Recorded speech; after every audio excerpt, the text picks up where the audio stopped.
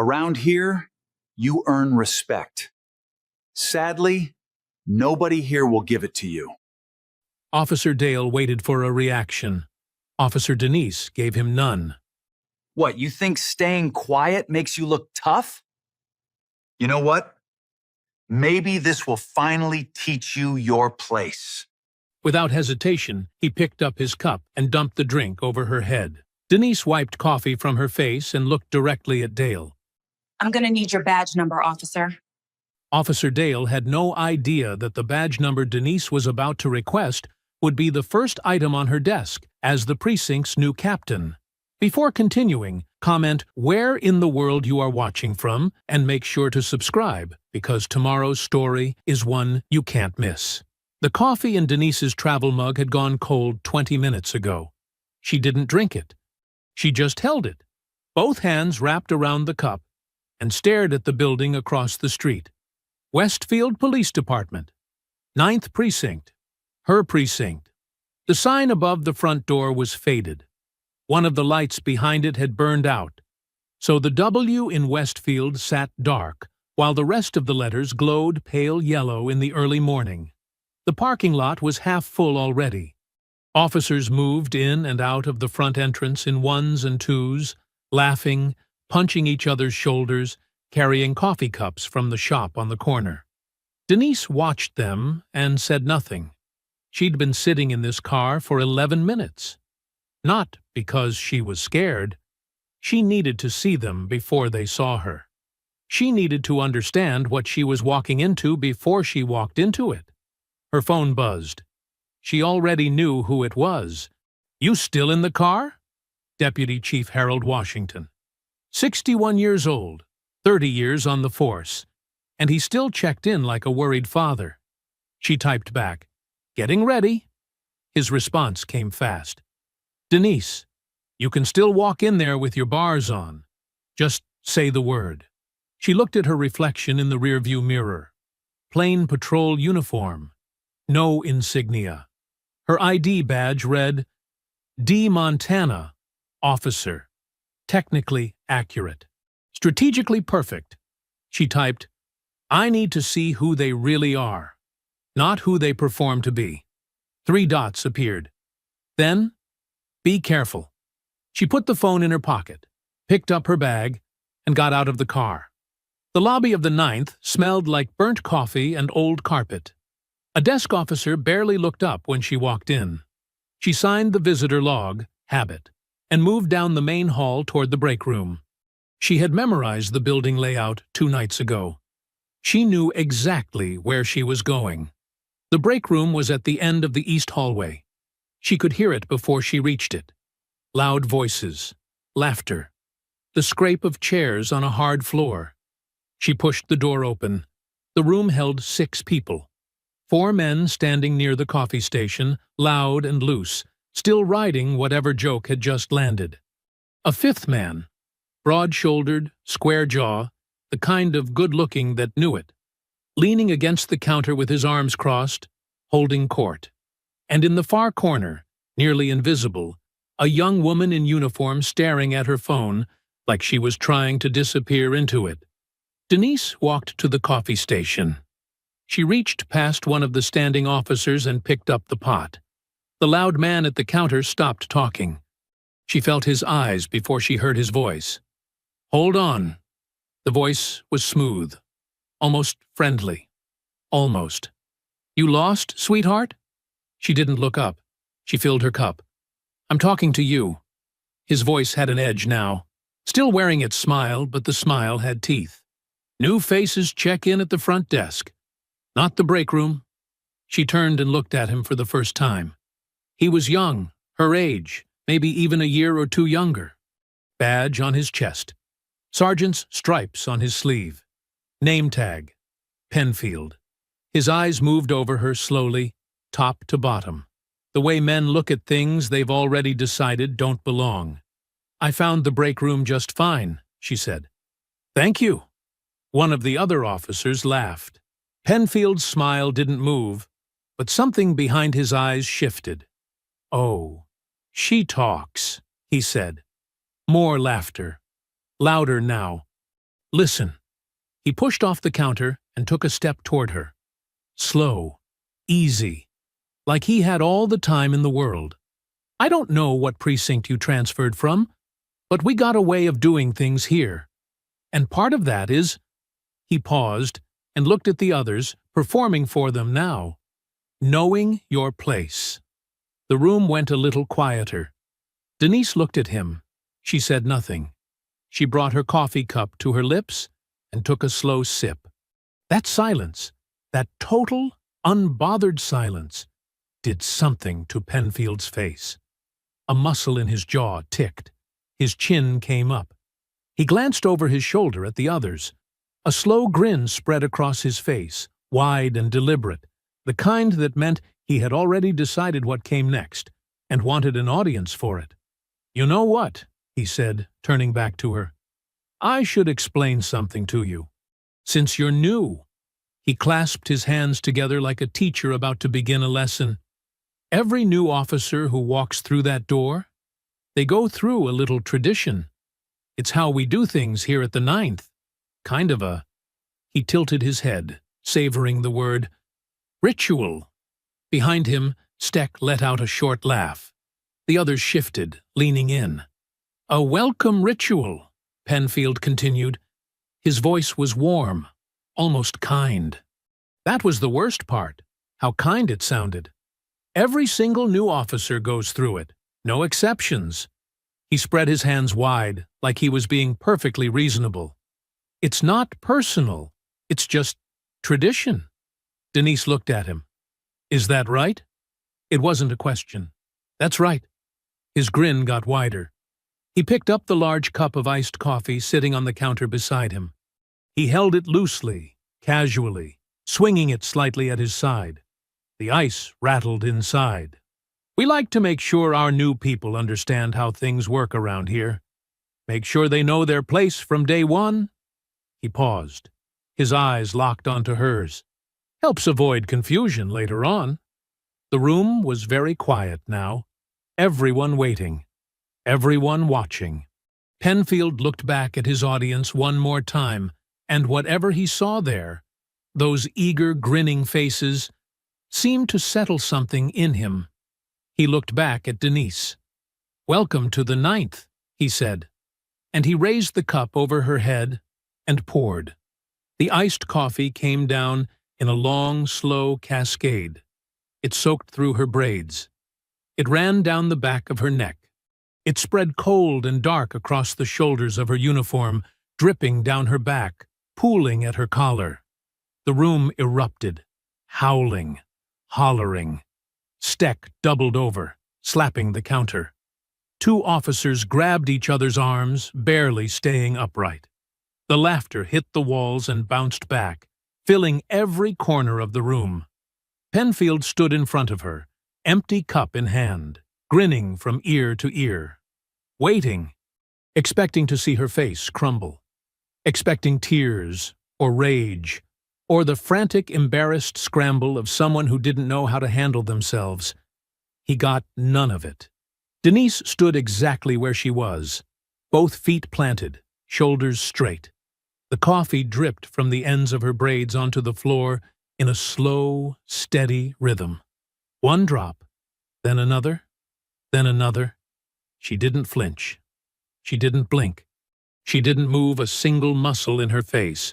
She just looked at him. Not with anger. Not with hurt. With something Penfield clearly had no category for. A total iron calm that made his grin flicker for just a half-second before he caught it and held it in place. The laughter around him started to thin at the edges. A few of the officers who'd been howling began to quiet, watching her with something that wasn't quite amusement anymore. Denise reached out slowly and set her coffee cup down on the counter. Perfectly level. No trembling, no rush. Then she turned her head and looked at Penfield the way a person looks at something they are filing away permanently. "I'm going to need your badge number," she said. The laughter surged back, louder than before, fed by relief. Penfield rattled his badge in her face. Steck sang the number out in a mocking voice, dragging out each digit. The others echoed it back like it was the punchline to the greatest joke they'd ever heard. She memorized it. She memorized every number, every face, every laugh. The young woman in the corner had not made a sound. She was staring at her hands so hard it looked like she was trying to read something written on them. Denise memorized her, too. Then she turned and walked out of the break room. Back straight. Steps even. Not one moment of hesitation. The laughter followed her all the way down the hall. She led it. The restroom at the end of the east hallway was single occupancy. Denise locked the door behind her. The laughter from the break room was still audible. Muffled now, but there. She could hear it bleeding through the walls, rising and falling in waves. Someone kept setting it off again every time it started to die down. Probably Steck. He had that kind of energy. The kind that needed to keep poking at something long after the moment had passed. She stood in front of the mirror. The woman looking back at her was soaked. Her braids hung heavy and dark against her shoulders. A slow drip ran from the ends and fell onto the tile floor. The collar of her uniform had gone from navy blue to nearly black, where the iced coffee had soaked through. A faint sticky residue was already forming along her hairline. She turned on the cold tap. She cupped water in both hands and pressed it against the back of her neck. Then she straightened up and looked at herself again. She had been here before. Not in this bathroom, not in this building, but in this moment, this exact moment. She had been here more times than she could count. 15 years on the force. 15 years of rooms that fell quiet when she walked in. Of paperwork that got lost. Of credit that went somewhere else. Of being watched for any crack, any flinch, any sign that she didn't belong. She had never given them one. She wasn't going to start today. She grabbed a handful of paper towels and pressed them against her braids, working from root to end. Slow, methodical. She blotted her collar as best she could. It wasn't enough to fix it, but it was enough to face the room. She thought about Washington's voice that morning. Be careful. She thought about Penfield's face, that wide, performed grin right before he lifted the cup. The way he'd looked back at his audience first, making sure they were watching. The way he'd called it a tradition, a ritual. Said it like he was doing her a favor. Said it like he had done it 100 times before. Because he had. That was the part that settled in her chest like a stone. Not the drink. Not the laughter. The ease of it. The complete and total comfort of a man who had done this. Some version of this, over and over again, and had never once faced a consequence for it. Until now. She dried her hands. She straightened her uniform. She looked at herself one last time in the mirror. Damp collar, coffee-stained shoulders, braids still heavy. And she made a decision that she felt in her whole body. The way you feel a door closing behind you. She unlocked the door and walked out. The main assembly room was filling up by the time she reached it. 8:27 a.m., 3 minutes before the shift briefing. She took a seat in the third row. Center. Not the back, not tucked to the side. Center, where she could see every face in the room and every face could see her. Penfield came in 2 minutes later with Steck at his shoulder. They were still loose and easy, riding the tail end of the morning's entertainment. Penfield spotted her immediately. His eyes moved over her damp uniform, and one corner of his mouth pulled up. He dropped into a seat in the front row without breaking stride. Steck followed. He leaned over and said something low to Penfield, and Penfield's shoulders shook once with a suppressed laugh. Lieutenant Frank Delavan shuffled to the front of the room at 8:29, papers in both hands, reading glasses pushed up on his forehead. He was 55 years old and looked every year of it. A man who had perfected the art of looking just busy enough to avoid being asked anything directly. His eyes passed over Denise without stopping. She watched him. She watched all of them. The room settled. Delavan cleared his throat and opened his mouth, and the door opened. Not the side door. The main door. Both panels pushed wide. Deputy Chief Harold Washington walked in first. Full dress uniform. Every button fastened, every bar in place. The kind of entrance that didn't need an announcement, because the uniform made one on its own. Behind him, Chief of Police Elena Vasquez. The room came to attention in a single involuntary movement. Chairs scraping, spines straightening, the low murmur of conversation cutting off like a switch had been thrown. Delavan took a full step back from the podium. Washington walked to the front of the room and stood behind it. He did not rush. He set his hands flat on the surface and looked out at the assembled officers with the patience of a man who had waited a long time for this particular morning. His eyes found Denise in the third row. She gave him the smallest nod. He looked back at the room. "Officers of the 9th Precinct," he said. His voice filled every corner without effort. "I am here this morning to formally introduce your new commanding officer." Penfield's posture shifted, just slightly. "She has 15 years on this force. She holds the Medal of Valor, 3 commendations for outstanding leadership. She was selected by the Chief's office and the Mayor's task force on precinct reform after an 18-month review process." Washington paused. "She is the youngest person ever appointed to captain in this department's history, and she is the first black woman to hold this command." The room was absolutely still. "Effective today," Washington said. "She holds the rank of captain." He stepped to the side, and Denise Harlow Montana stood up from the third row. She didn't hurry. She buttoned the front of her jacket as she rose, smoothed it once with both hands, and walked to the front of the room. Her braids were still damp. The coffee stain was still visible on her collar. She had not changed. She had not cleaned up. She had walked in exactly as they had left her. She reached into her jacket pocket and placed her captain's insignia on the podium. She did not put it on yet. She looked out at the room, at the stunned faces, at the slackened jaws and the wide eyes, and the officers who had been laughing 40 minutes ago and were now sitting in complete, suffocating silence. She looked at Steck. He had gone the color of old chalk. She looked at Penfield. Penfield stared back at her. The easy confidence was gone. The grin was gone. What was left underneath was something she recognized too. The expression of a man who had just realized, fully and completely, that he had made the worst mistake of his career. Good. She wanted him to sit in that for a moment. She wanted every person in that room to sit in it. Then she spoke. "Good morning," she said. "I've already met some of you." The applause didn't come. Nobody stood. Nobody welcomed her. Nobody said a word. The assembly room held its breath. Denise led it. She stood at the front, both hands resting lightly on the podium, and looked out at 43 officers who were staring back at her like they were waiting for the ground to shift beneath their feet. Some of them looked confused. Some looked angry.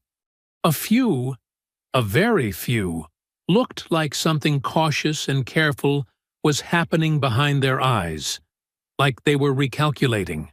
Penfield hadn't moved. He was still in his seat in the front row, jaw tight, eyes fixed on her with an expression that had cured itself into something hard and unreadable. Steck sat beside him, head slightly down, studying the floor. Denise picked up her captain's insignia from the podium. She held it in her palm for a moment, feeling the weight of it. Then she pinned it to her collar, right there, in front of all of them, directly above the coffee stain. She looked back up. "I'm going to keep this short," she said.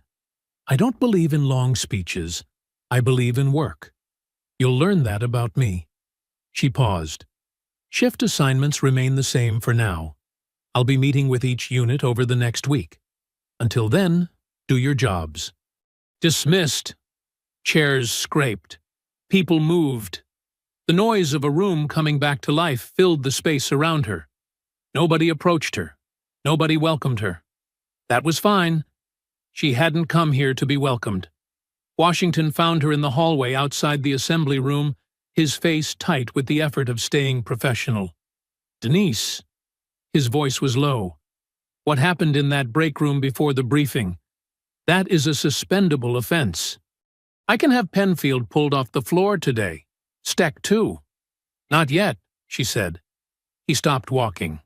"Not yet." He repeated it like he was checking whether he'd heard it right. "Denise." The man poured a drink on his commanding officer. "I know what he did." She kept her voice even. "And I need you to trust me. If I pull them today, Penfield closes ranks. Every officer in this building who is loyal to him, and there are more than a few, goes underground. I spend the next year fighting a war I can't see." She met his eyes. "I need to see the whole structure first. All of it. Then we move." Washington looked at her for a long moment. The worry on his face was real, and she knew it came from the right place. He had fought too hard to get her here. He didn't want to watch it get taken apart in the first week. 72 hours, he said finally. "Then I act, whether you're ready or not. That's all I need." He held her gaze a moment longer. Then he nodded, buttoned his jacket, and walked back toward the exit. She watched him go. Her office was at the end of the second-floor corridor. Small, functional. The previous captain had left behind a dying plant on the windowsill and a motivational poster that was peeling at one corner. She threw the poster in the trash on her way to the desk. She sat down and opened her bag. She pulled out a legal pad and a pen. At the top of the first page, she wrote two names, Penfield, Steck. She underlined them both. Then she sat back and thought. She thought about the break room. She thought about the way the laughter had moved through the room. Easy, rehearsed, like muscle memory. Like a group of people who had done this before and expected no consequences because they had never received any. That kind of comfort didn't come from one incident. That kind of ease was built over time, over repetition, over years of being told in one way or another that the rules applied to everyone except them. She thought about the young woman in the corner. Dark hair, third-year patch on her sleeve, hands in her lap, eyes down, completely silent, while her colleagues fell apart around her. That one had stayed with her. There was a knock at the door. "Come in." The woman who entered was in her mid-50s. Civilian clothes, gray blazer, reading glasses pushed up on her head. She carried a manila folder in both hands and held it slightly in front of her, like an offering. "Captain Montana." Her voice was careful, professional, but her eyes, dark and steady, said something more than professional. They said, "I have been waiting for someone like you for a long time. I'm Angela Reeves, Civilian Administrative Coordinator. I've been with the 9th for 20 years. Denise looked at her. Really looked at her. "Sit down, Ms. Reeves," she said. Angela sat. She placed the folder on the desk and slid it across without being asked. Denise opened it. Personnel files. Use of force reports. Complaint histories going back 6 years. All of it clean, organized, and completely unsolicited. She looked up. "How long have you been keeping these?" she asked. Angela's expression didn't change. "Since the second time I watched it happen, and nobody did anything about it." Denise held her gaze for a moment. Then she looked back down at the files. "Close the door on your way out," she said. "And Ms. Reeves." Angela paused at the door. "Thank you." Angela nodded once. Then she was gone. Denise worked through the files for 2 hours. The afternoon light moved across her desk in long, slow angles. The precinct hummed around her. Phones, footsteps, the distant sound of the dispatch radio down the hall. Normal sounds. The sounds of a building that believed today had been just another day. She turned a page. She added a third name to her legal pad. Then a fourth. Her pen moved steadily, and she did not look up. Outside her office window, the parking lot was emptying as the day shift ended. She watched the officers filter out in small groups, some of them heading to the same bar they probably went to every Tuesday, laughing about the same things they always laughed about. At the far edge of the lot, she saw Penfield. He was standing beside his car, phone to his ear. His free hand moved as he talked, sharp, emphatic gestures. He wasn't laughing now. He was making calls. She watched him until he got in his car and drove away. Then she looked back down at her legal pad. 6 names? 7? 8. She turned another page. She had work to do. The assembly room filled fast. 8:25 a.m., 5 minutes before the shift briefing. Officers filtered in through the main door in 2s and 3s, still carrying the loose, easy energy of the morning. Coffee cups, half-eaten breakfast sandwiches, conversations that picked up mid-sentence from wherever they'd left off in the hallway. Denise was already seated. 3rd row. Center. She had chosen the seat deliberately.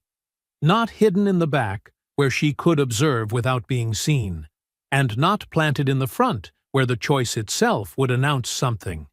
Center 3rd row was exactly where an unremarkable new officer would sit on her first day, visible without being conspicuous, present without being a target. She had also chosen not to change her uniform. The coffee stain was still on her collar. Her braids were still slightly damp at the ends. She had blotted what she could in the restroom, straightened what she could in her office, and made a deliberate decision to walk into this room exactly as Dale Penfield had left her. Let them see it. Let every person in this room see exactly what had happened this morning, and who had been standing in that break room when it did. Officers settled into seats around her. A few glanced at her, new face, unfamiliar uniform, and looked away. Nobody spoke to her. Nobody asked her name. That was fine.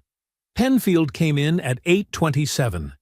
He had Steck at his shoulder, the way he always seemed to, the two of them moving through the room with the easy ownership of men who believed the space belonged to them. Penfield was talking, low and relaxed, and Steck was nodding along with a grin that hadn't fully faded from the morning. Penfield scanned the room as he entered. Force of habit, probably. The king checking his kingdom. His eyes found her in the 3rd row. Something moved across his face. Fast, barely there, gone before it fully formed. He held her gaze for exactly 1 second. Then he looked away, dropped into a seat in the front row, and leaned back like he owned the chair. Steck settled beside him. He leaned over and said something quiet into Penfield's ear. Penfield's shoulders moved once with a short, suppressed laugh. Denise watched them and said nothing. Lieutenant Frank Delavan reached the front of the room at 8:29, papers in both hands, reading glasses pushed up on his forehead. He set his papers on the podium, straightened them unnecessarily, and cleared his throat. He was stalling. She could see it from the 3rd row. His eyes moved around the room in the practiced pattern of a man who had learned, over many years, how to look busy enough to avoid being looked at directly. His gaze passed over her without stopping. She filed that away. 8:30. Delavan opened his mouth. The main door opened. Both panels. Wide. The room reacted before anyone had processed what they were seeing. A collective, involuntary straightening, like a current had passed through every spine in the room simultaneously. Chairs scraped back. Feet found the floor. Conversations died in the middle of words. Deputy Chief Harold Washington walked in first. Full-dress uniform. Every button fastened, every crease sharp, every bar and medal exactly where it belonged.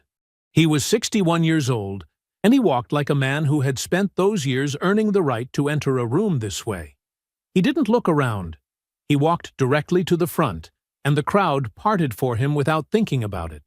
Behind him, Chief of Police Elena Vasquez, composed, direct, her eyes moving over the room with the calm assessment of someone who had already read every report that mattered. Delavan stepped back from the podium so fast he nearly knocked his papers to the floor. Washington took the podium. He set both hands flat on the surface and looked out at the room. He didn't rush. He let the silence do its work, let it build and settle, and press down on every person in every chair, until the room was so quiet that the hum of the overhead lights was audible. Then he spoke. Officers of the 9th Precinct. His voice was measured, unhurried, the voice of a man who had waited a long time for this particular morning and intended to take every second of it. I am here to formally introduce your new commanding officer. Denise felt the room shift, not physically, but something in the atmosphere changed, the way air changes before a storm. A low murmur moved through the back rows. Penfield's posture changed, just slightly, just a degree of tension in the shoulders that hadn't been there before. She has 15 years on this force, Washington continued. She holds the Medal of Valor, 3 commendations for outstanding leadership. She was selected by the Chief's Office and the Mayor's Task Force on Precinct Reform after an 18-month review. He paused, and in that pause the room held its breath. She is the youngest person ever appointed to captain in this department's history, and she is the first black woman to hold this command. Nobody moved. Effective today, Washington said, she holds the rank of captain. He stepped to the side, and Denise Harlow Montana stood up from the 3rd row. She rose without hurry. She smoothed the front of her jacket with both hands. She walked to the front of the room at an even pace, and every eye in the building followed her. The coffee stain was visible on her collar. Her braids still carried the faint evidence of the morning. She had not cleaned up. She had not changed. She walked to the front of the room exactly as Dale Penfield had left her, and she stood behind the podium and looked out at all of them. She looked at Steck first. He had gone the color of old chalk. His mouth was slightly open. The grin was completely gone. She looked at Delavan. He was staring at his papers like they might save him. Then she looked at Penfield. Penfield stared back. The ease was gone. The ownership was gone. The performed confidence that had filled every corner of the break room that morning had drained out of his face and left something behind that was smaller and harder and much less certain. She held his gaze. She reached into her jacket pocket and placed her captain's insignia on the podium. She did not put it on yet. She let it sit there, visible to every person in the room, and let the silence stretch another full second. Then she pinned it to her collar, slowly, deliberately, right above the coffee stain he had put there. She looked back up. "Good morning," she said. "I've already met some of you." The room stayed silent. Not the comfortable silence of a group of people waiting politely. The airless, pressing silence of 43 people who had just understood, all at once and with complete clarity, exactly what kind of morning this had been and exactly what kind of captain was standing at the front of their precinct. Denise let it sit. Then she spoke again, her voice even and unhurried. "I don't believe in long speeches. I believe in work." She looked out at the room, all of it, every face, every row. "You'll learn that about me. Shift assignments remain unchanged. I'll be meeting with each unit individually over the next week. Until then," she gathered her papers from the podium with one clean motion, "do your jobs." She stepped back. Dismissed. Washington was waiting for her in the hallway. He had positioned himself just outside the assembly room doors, far enough from the dispersing officers to have a private conversation, close enough that she didn't have to go looking for him. Chief Vasquez had already moved toward the exit, exchanging brief words with Delavan on her way out. Delavan nodded along with the careful attentiveness of a man trying to look like he hadn't just been blindsided.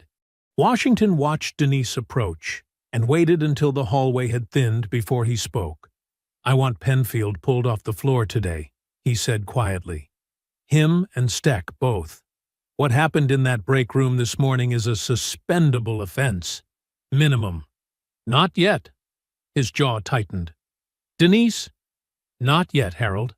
She kept her voice low and her eyes forward, watching the last few officers filter out of the assembly room. "If I suspend them today, every officer in this building who owes Penfield a favor, and there are more than a few, goes quiet, goes careful. I lose my window. Your window." He said it slowly, like he was testing the weight of it. "To see the whole machine." She turned and looked at him directly. "Right now, they don't know what I know or how much I've already seen. That's an advantage I only have once. The moment I move on Penfield, it's gone." Washington looked at her for a long moment. The worry on his face was genuine. She had known him long enough to read every version of it, and this was the version that meant he understood her reasoning and hated it anyway. 72 hours, he said. "After that, I act, with or without your timing. That's all I need." He held her gaze another beat. Then he nodded once, buttoned his jacket, and walked toward the exit without looking back. She watched him go. Then she turned and headed upstairs. Her office was on the second floor, end of the corridor, last door on the left. It was smaller than she'd expected, one window facing the parking lot, a desk that had seen better decades. The previous captain had left behind a dying plant on the windowsill, a motivational poster peeling at one corner, and a coffee mug that said, "World's okayest boss," that she suspected had been left as a joke. She threw the poster in the trash. She watered the plant. She left the mug. She sat down, opened her bag, and pulled out the legal pad she'd started that morning. 8 names. She looked at the top 2, underlined. Then she got to work. Angela Reeves knocked at 10:20.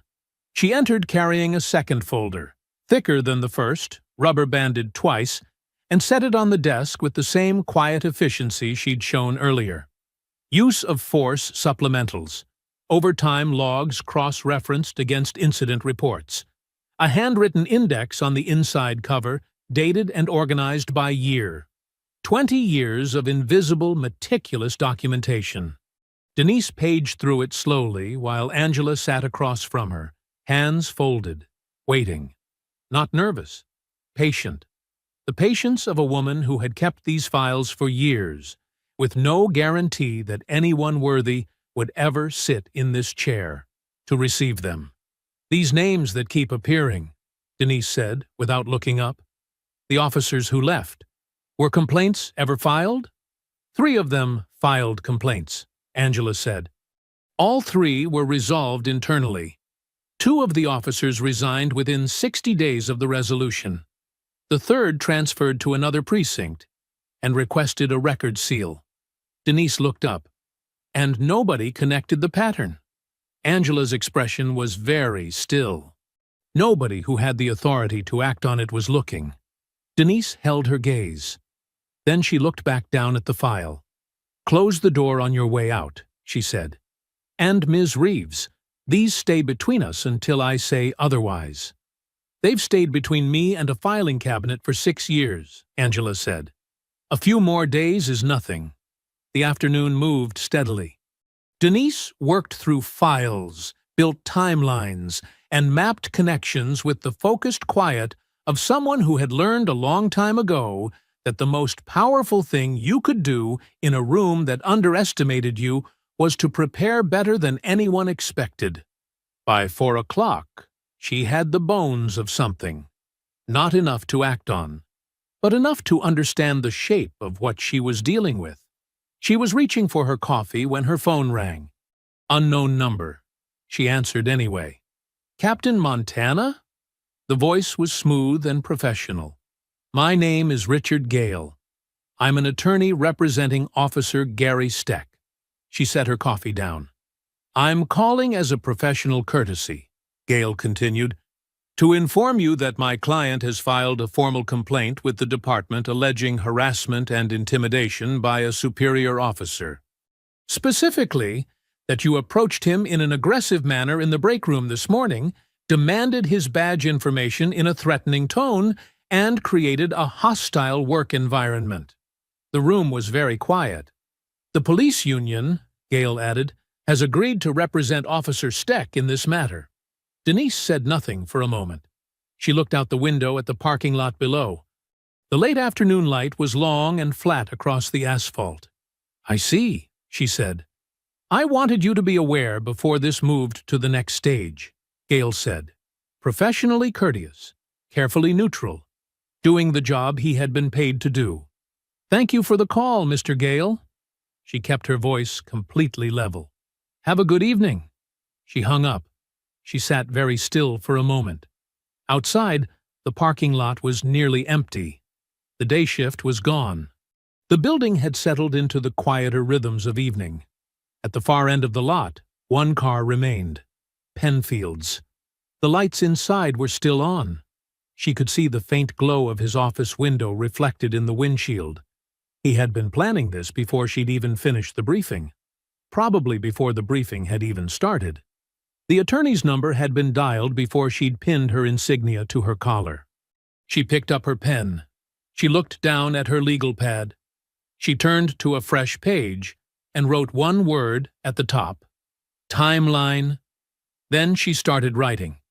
The Westfield Gazette hit the precinct at 7:48 a.m. Not the print edition.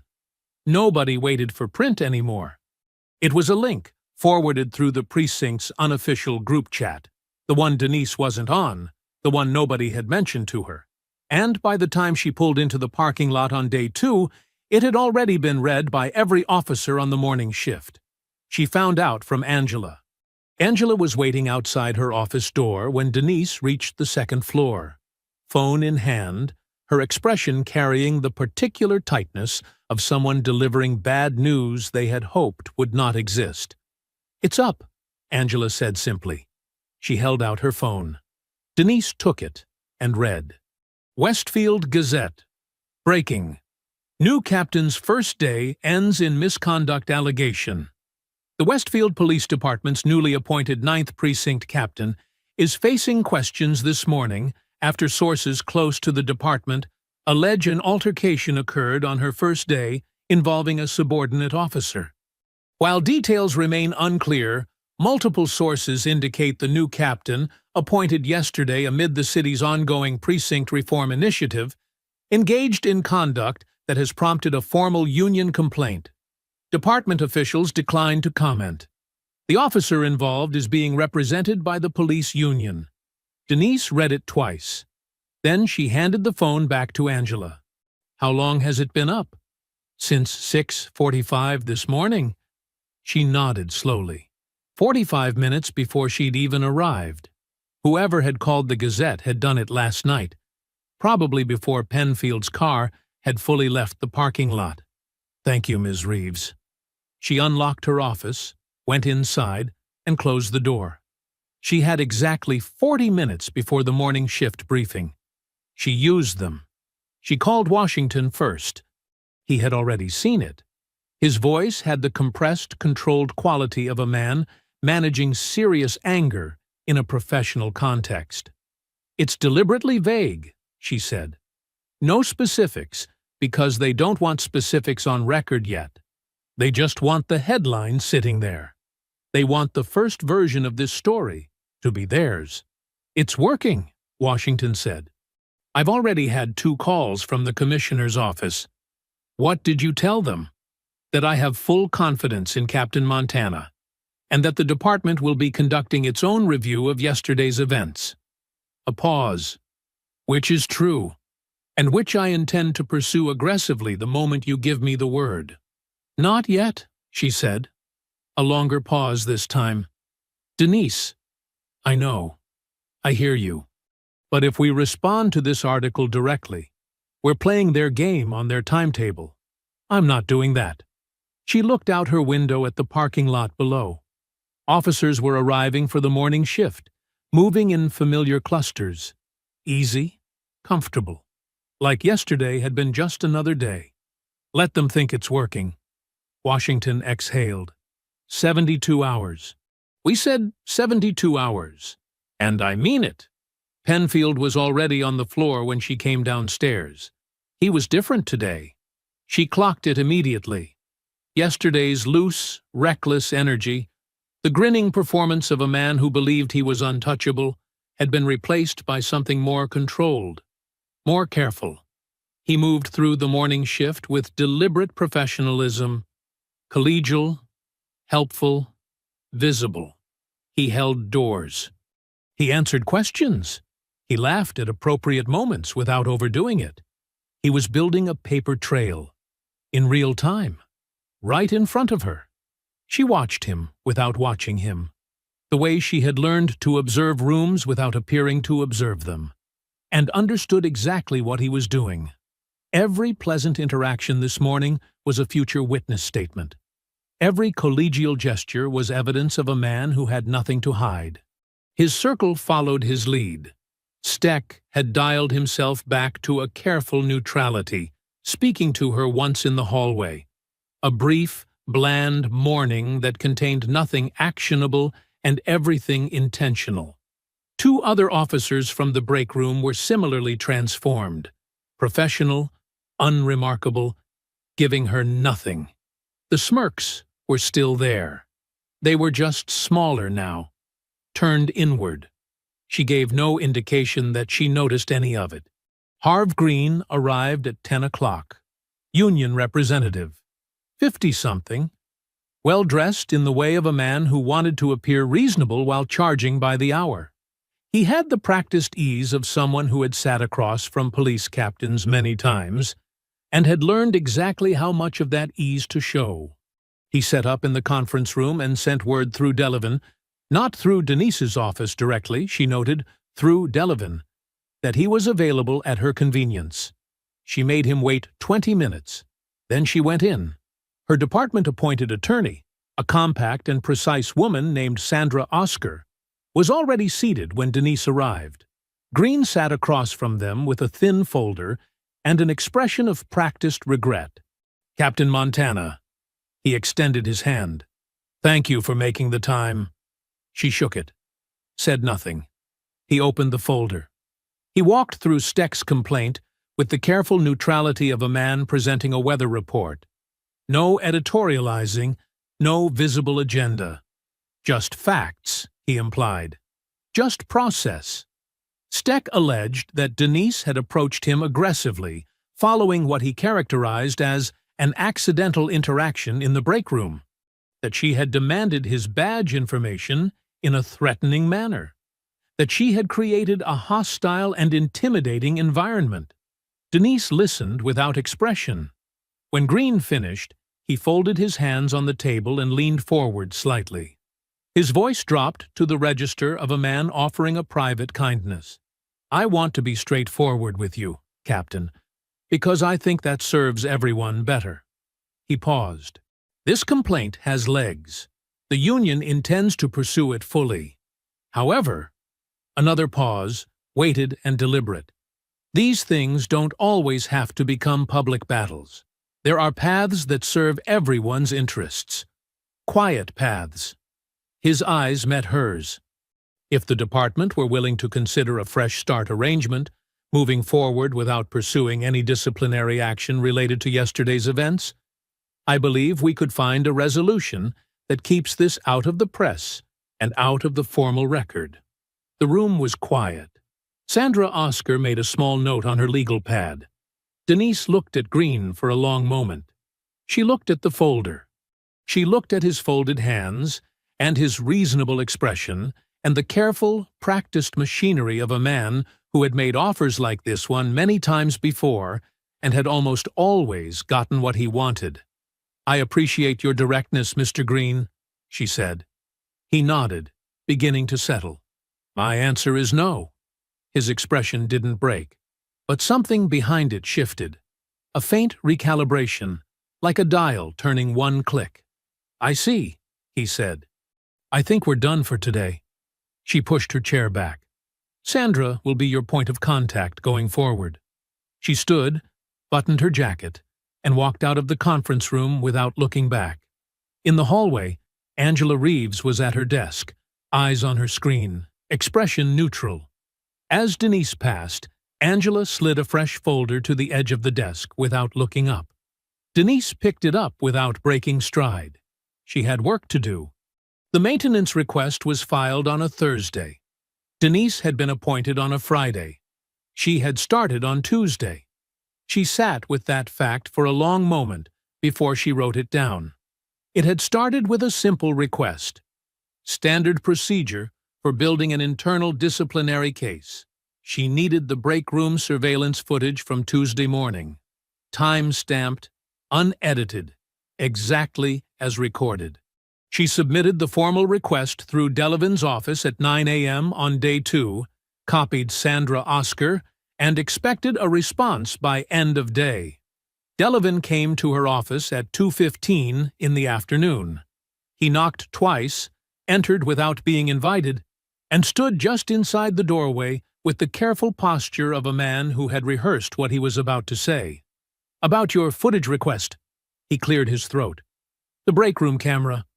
It's been non-operational for about 6 months." Denise looked up from her desk. 6 months. Give or take. He shifted his weight. "Maintenance backlog. It happens.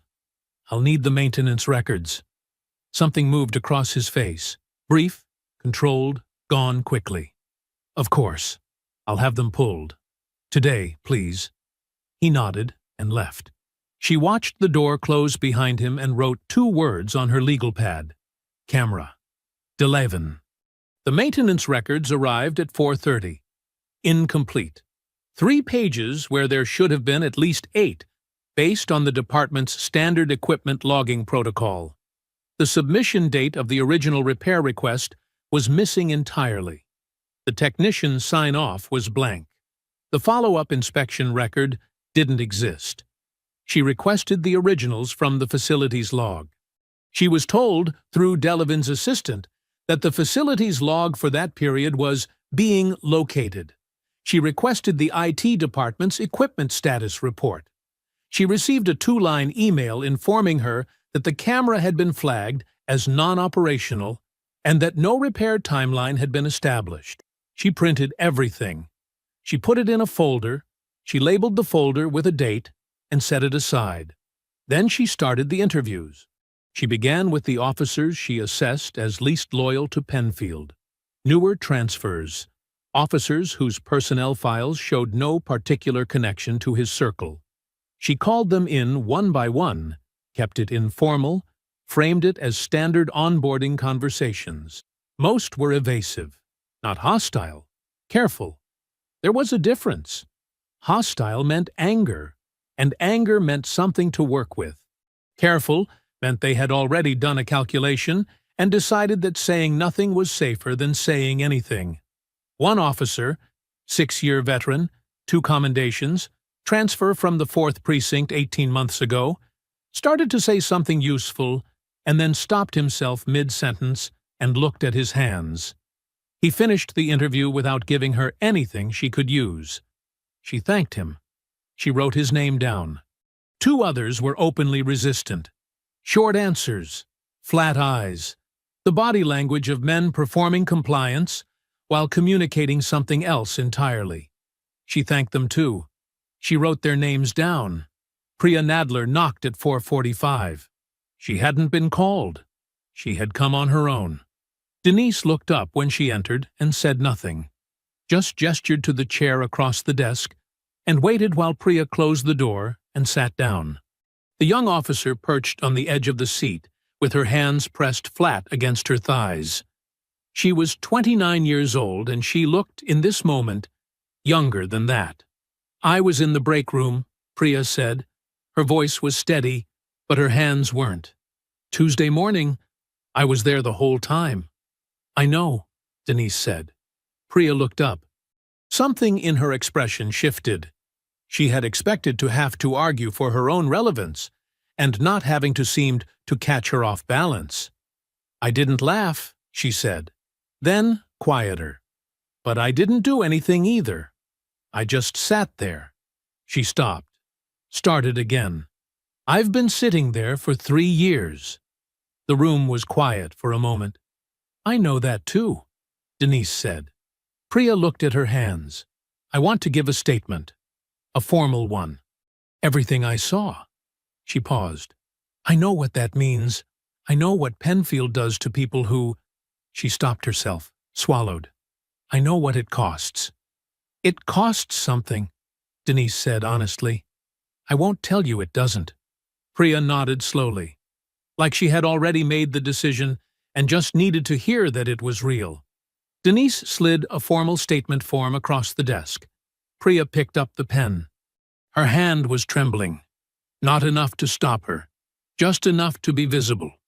She pressed the pen to the paper and signed her name with the careful deliberateness of someone doing something they cannot undo. When she was done, she set the pen down and exhaled. "Thank you," Denise said. Priya nodded. She stood, smoothed her uniform, and walked to the door. She paused with her hand on the frame. "There are others," she said, without turning around. "Officers who saw things, not just Tuesday, before Tuesday." A beat. "They're scared, but they're there." Then she was gone. Denise looked at the signed statement for a moment. Then she put it in the folder with the maintenance records. She picked up her phone and called Angela. "The camera maintenance request," she said when Angela answered. "I need the original submission record, not the copy DeLaven sent me, the original." A brief pause. "I have it," Angela said. "I've had it since Wednesday morning. I was waiting to see what they sent you first." "Bring it up." Angela arrived 7 minutes later with a single printed page. She placed it on the desk face up and tapped it once with one finger before she left. Denise looked at it. The original maintenance request had a submission date. It had a requester name. It had a signature. The request had been filed on a Thursday, 2 days before Denise's appointment had been publicly announced. 5 days before her first day. The signature at the bottom belonged to Sergeant Dale Penfield. Denise sat back in her chair. The camera hadn't broken down. It had been turned off. On purpose.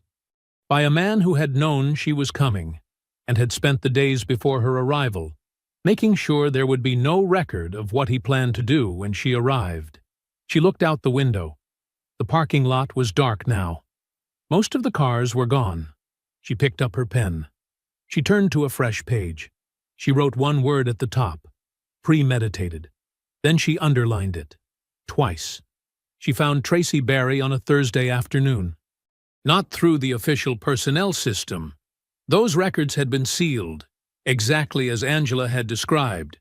She found her through a 3-year-old community policing newsletter archived on the department's public website. A small photograph. A caption. Officer Tracy Barry accepts the 9th Precinct's Community Service Award. She was smiling in the photo. Full uniform, medal in hand, the kind of smile that meant she had earned it and knew it. 8 months after that photo was taken, she had resigned. Day 3 started early. Denise was at her desk by 6:15, working through the last of Angela's cross-referenced files before the building filled up. The pattern she had begun mapping on day 2 was sharpening into something undeniable. 6 officers in 5 years. Not a coincidence. Not a turnover statistic. A pattern with a consistent shape. A manufactured complaint, a union complaint filed in response to any pushback, a strategic leak to a local press contact, and then silence. The officer either left quietly or transferred out. The files got sealed, or sanitized. The precinct moved on. Disproportionately women. Disproportionately officers of color. Every single time. She wrote all 6 names in a column on her legal pad. Next to each name, she wrote the year they left, the nature of the complaint filed against them, and the name that appeared, directly or indirectly, in every single case. Penfield. She looked at the column for a long time. Then she picked up her phone. Tracy Berry answered on the 3rd ring. Denise identified herself fully. Name, rank, precinct. She didn't soften it or ease into it. She had learned a long time ago that people who had been burned by institutions needed to know exactly who they were talking to before they decided whether to keep talking. There was a long pause after Denise finished speaking. "I heard they appointed someone new," Tracy said finally. Her voice was measured. Not cold, but careful. The voice of a woman who had learned to be careful. "I didn't know it was you." "I'd like to meet," Denise said. "Off the record, not at the precinct." Another pause, shorter this time. "There's a coffee shop on Mercer Street," Tracy said. "I can be there at 2. She was already seated when Denise arrived. Tracy Berry was 34 years old. She was wearing a gray blazer and reading glasses she pushed up on her head when Denise sat down across from her. She looked like what she was, a sharp, composed woman who had rebuilt herself after something had tried to knock her flat. She worked as a paralegal now, she said. Family law. She liked it. She talked about her job for exactly 2 minutes before she stopped and looked at Denise directly. "You're not here to talk about my job," she said. "No," Denise said. "I'm not." She told Tracy what she had found in Angela's files. Not everything, enough. The pattern, the names, the timeline. Tracy listened without interrupting. Her expression didn't change much, but something behind her eyes did. A slow, controlled recognition, like watching someone piece together a picture they had been carrying in fragments for years. When Denise finished, the table was quiet for a moment. "His name came up in my case," Tracy said. "Penfield." Not directly in the official complaint. They were smarter than that. But he was there. He was always there. She wrapped both hands around her coffee cup. "My first week at the 9th, my locker got vandalized. My reports kept getting misfiled. I'd get called to scenes and find out when I got there that the call had been reassigned. Small things. Nothing you could point to directly." Her jaw tightened. "Until it wasn't small anymore." "What happened?" "I filed a complaint. Against Steck." He made a comment in front of witnesses that I couldn't let go. 2 days later, I had a union complaint filed against me. Conduct unbecoming. Insubordination. She almost laughed. Almost. The union rep told me it could go away. Told me to start fresh. Said if I dropped my complaint and kept my head down, everything would settle. "Did you?" "No." Her voice was flat. "So it didn't settle. It got worse. Something got leaked to a reporter. I don't know what. I never found out exactly. And suddenly there were questions about my conduct floating around the precinct that had nothing to do with anything I had actually done." She paused. "I held on for 4 more months. And then I didn't have anything left to hold on with." The coffee shop was quiet around them. Soft music, the sound of an espresso machine somewhere behind the counter. "I'm sorry," Denise said. Tracy looked at her. "Don't be sorry," she said. "Do something." She reached into her bag and pulled out a large envelope. She set it on the table between them. "I kept everything," she said. "Every email, every text. Every document I was ever handed in that building. I've had it in a box under my bed for 3 years because I didn't know what else to do with it." She pushed the envelope across the table. "I didn't know who to give it to." Denise looked at the envelope. Then she looked at Tracy. "Can I photograph these? You can take the originals." Tracy's voice was steady now, steadier than it had been when they sat down. "I have copies." Denise took the envelope. She held it for a moment, feeling the weight of 3 years inside it. "I'm going to need you to be willing to talk again," she said. "Formally, when the time comes." Tracy was quiet for a moment. She looked out the window at the street outside, at the ordinary afternoon moving past, people going places, the world doing what it did. "Is it going to matter?" she asked. Not bitterly, genuinely. "Yes," Denise said. "It's going to matter." Tracy turned back and looked at her for a long time, reading her, measuring her the way a person measures someone after they have been lied to by enough people to know the difference. Whatever she found seemed to satisfy her. "Then yes," she said quietly, "when the time comes." Denise drove back to the precinct as the sun dropped behind the buildings on the west side of Mercer Street. The envelope was on the passenger seat beside her. She kept one hand on the wheel and let the other rest on top of it. A machine. That was what she had called it in her head 2 days ago. A machine for grinding people down. She had the pieces now. She had the pattern, the documentation, the testimony, and the evidence of premeditation. She had a woman who had carried a box under her bed for 3 years, waiting for someone to come along who was worth trusting with it. She had work to do. She pulled into the precinct parking lot and sat for a moment. Then she picked up the envelope, got out of the car, and went inside. Washington made the call at 8 a.m. on day 4. Denise was at her desk when he phoned, the Tracy Berry envelope open in front of her. Documents spread in careful rows across the surface. She had been there since 6.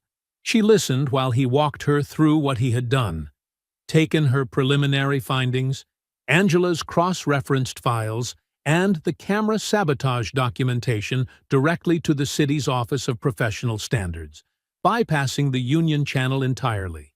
"The OPS has agreed to open a formal investigation," he said, "effective immediately. The union complaint against you is placed on administrative hold pending their review." She set her pen down. "How long is the hold?" "Open-ended, until the OPS completes its preliminary review. Could be 2 weeks. Could be more." A pause. "Denise, this is significant. The union complaint was their primary weapon. Without it, Green has nothing to pressure you with." She knew he was right. The complaint had been the blade held to her throat, the threat of a public, messy disciplinary process designed to consume her attention, drain her credibility, and keep her permanently on the defensive. With it on hold, that pressure lifted. For now. "Thank you, Harold," she said. "Don't thank me yet," he said. "Thank me when it's done." She hung up and sat quietly for a moment. Outside her window, the morning shift was arriving. Cars pulling in, doors opening and closing, the ordinary sounds of a building coming to life. She allowed herself one full breath of something that felt cautiously like relief. Then she picked her pen back up. She approved Priya Nadler's commendation at 10 o'clock. It was a community outreach recognition. Priya had organized a youth engagement program in the neighborhood served by the 9th, working weekends without extra pay for 3 months. The commendation had been sitting in a pending file, unsigned by the previous captain, for 6 weeks. Denise signed it, had Angela process it officially, and sent a copy to Priya's personnel file with a formal note of acknowledgement. Standard procedure. Completely by the book. She did it in front of the full administrative office, where 3 officers happened to be handling paperwork at the time. Within an hour, word had moved through the building the way word always moved through precincts. Faster than email, quieter than announcement. Priya Nadler had been recognized, officially, by the new captain. It was a small thing, but small things had weight in buildings like this one. Small things told people which way the wind was blowing. The shift in the building was subtle, the kind of thing you felt before you could name it. By afternoon, 2 officers who had given her nothing in her onboarding interviews made eye contact in the hallway. Not a conversation, not an overture, just the simple acknowledgement of a gaze held for a half-second longer than avoidance required. A third officer, the 6-year veteran who had stopped himself mid-sentence 2 days ago, paused outside her open office door on his way past, looked in, and seemed to make a small internal decision before continuing down the hall. He didn't come in, but he had slowed down. He would come in eventually. She noted all of it, without showing that she noted it. Angela smiled for the first time since Denise had arrived. It was small and brief, and she covered it quickly with her professional expression, but it was there. Denise caught it from across the room and said nothing. Steck looked worried. She noticed it mid-afternoon, watching him from her office window as he crossed the parking lot below. The loose, easy confidence of Tuesday morning was gone. His shoulders carried a tension that hadn't been there before, and he moved with the slightly contracted body language of a man who had stopped feeling certain about where he stood. He took his phone out twice, looked at the screen, and put it away without making a call. Penfield, when she passed him in the East Corridor at 3 o'clock, looked his age for the first time. The careful performance of collegiality that he had maintained since Wednesday morning was still intact. He nodded when she passed, the minimum required courtesy, but his eyes were different. Flat where they had been sharp, working hard at something. She nodded back and kept walking. In her office, she closed the door and sat down. She let herself feel it. The real, physical sensation of a situation beginning to turn. 15 years on the force had taught her what momentum felt like when it shifted. When cases that had been grinding against you started grinding the other way. She let herself feel it for exactly 30 seconds. Then she opened the next file. Because she also knew, 15 years had taught her this too, that the moment you allowed yourself to believe the hard part was over was almost always the moment it got worse. She kept her eyes on the page. She kept her pen moving. She did not stop watching. Her phone rang at 6:47 p.m. She was still at her desk. The building had quieted around her, the evening shift settling into its own rhythms, the daytime noise reduced to the distant hum of dispatch and the occasional footstep in the corridor. Washington again. She answered. "It's solid," he said, and she could hear the careful satisfaction in his voice. The tone of a man who had been fighting uphill for a long time and could feel the ground beginning to level. "The OPS preliminary review is going well. Your documentation is clean, and the camera evidence is—" "Denise, the camera evidence is damning. Premeditation changes everything. They know it. Green knows it. I've heard through the right channels that the Union is reassessing their position on Steck." She looked out her window. The parking lot was mostly empty. One light at the far end flickered once and held. "Good," she said. "How are you holding up?"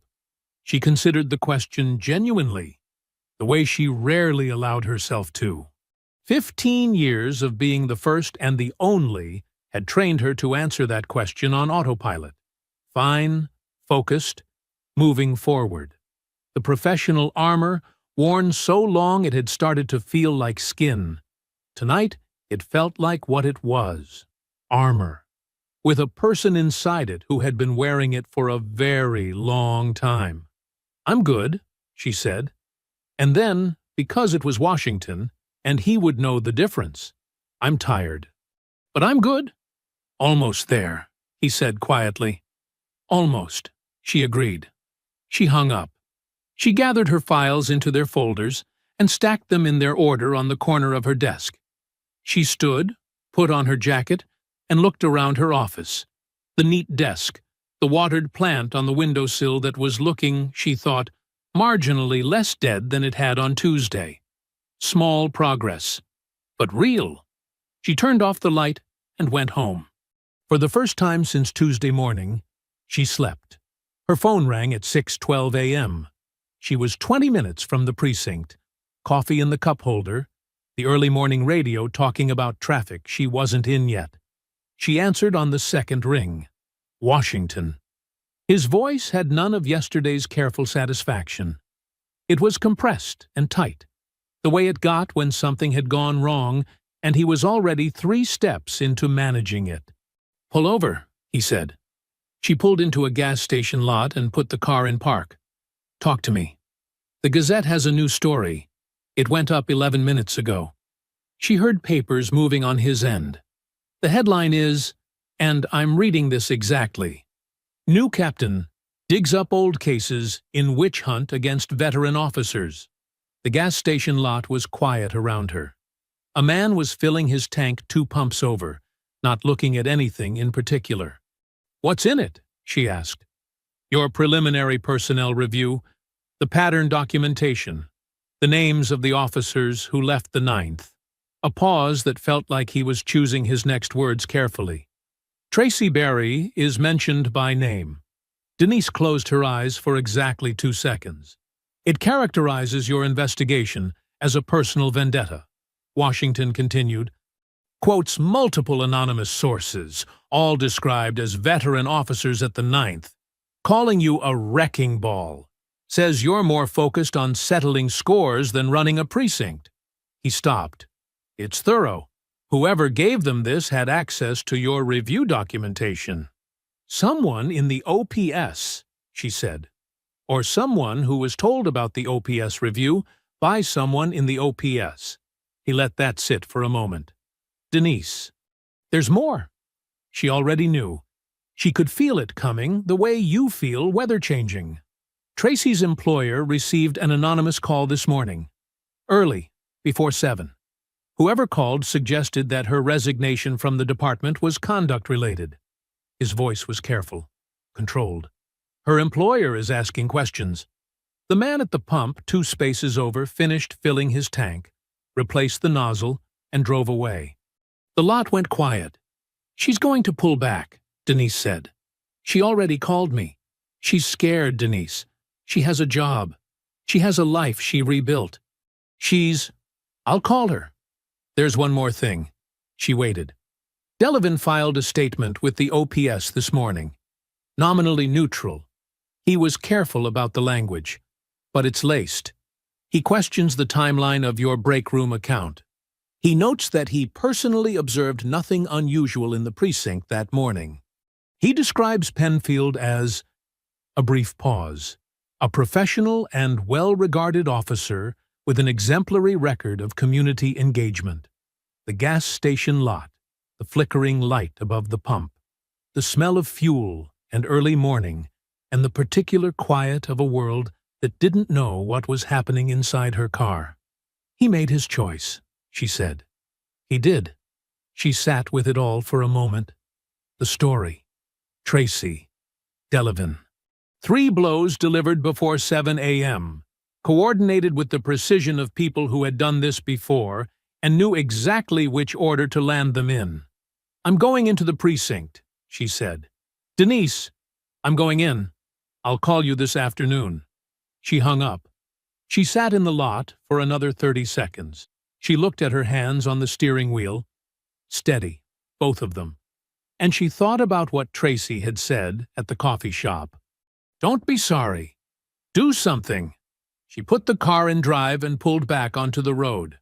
The precinct was already buzzing when she arrived. Not loudly. The 9th didn't buzz loudly when something was going in Penfield's favor. It buzzed the way a room buzzes when everyone knows something and nobody is saying it out loud.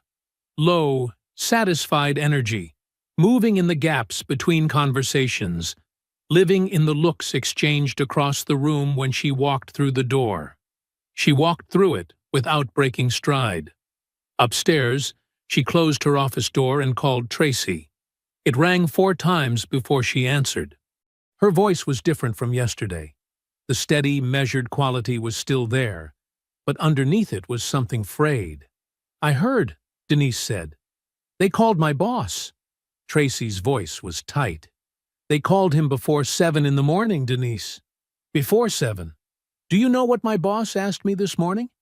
He asked me if there was anything about my resignation that he should know about. Like I had done something. She stopped. I have clients. I have a reputation I spent 3 years building from nothing. I know. I don't know if I can. Tracy. Denise kept her voice even. I need you to hear me. What they just did, calling your employer, that is witness intimidation. That is a federal offense. The moment I file it with the DOJ contact I have been building toward, you become a protected whistleblower under federal statute. They cannot touch your job. They cannot touch your record. They cannot touch anything. Silence. You told me to do something, Denise said. I'm doing it, but I need you to hold on a little longer. The silence stretched.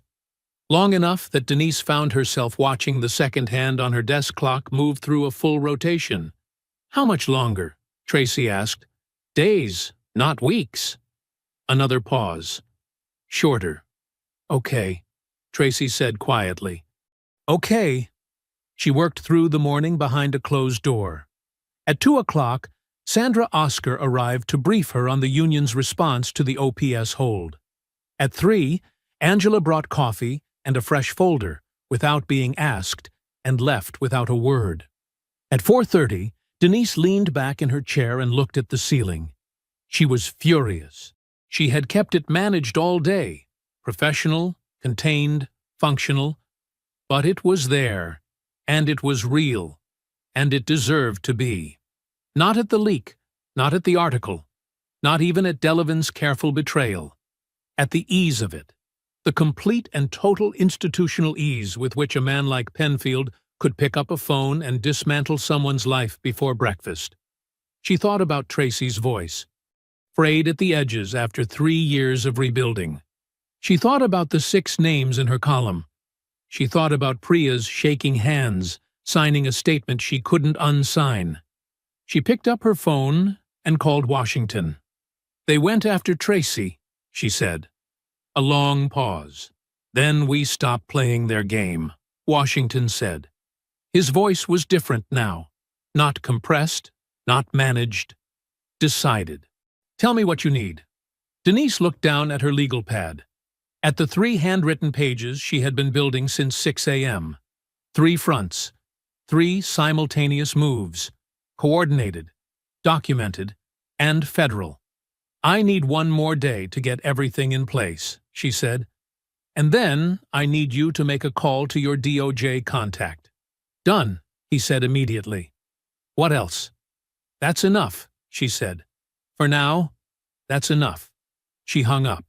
She turned to a fresh page on her legal pad. At the top she wrote 3 words. 3 fronts. Tomorrow. Then she picked up her pen, and she didn't put it down again until the page was full. She didn't go home? Not really.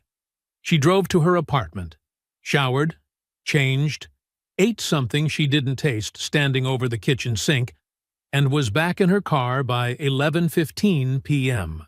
She sat in the parking lot of the 9th Precinct with the engine off and the windows down, the night air coming in slow and warm, and she worked through the 3 pages on her legal pad until she had every sequence mapped and every dependency accounted for.